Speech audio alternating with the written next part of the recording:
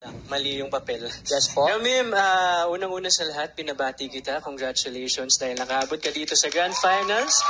And syempre, sa performance mo kanina, gustong-gusto ko kung paano mo pinakita sa amin at niremind kami kung ano talaga yung realidad dito sa ating bansa. Napakagandang performance nun. At ang katanong ako naman para sa'yo ay, bukod sa pagiging confident, para sa'yo, ano ang tunay na kahulugan ng pagiging gwapo?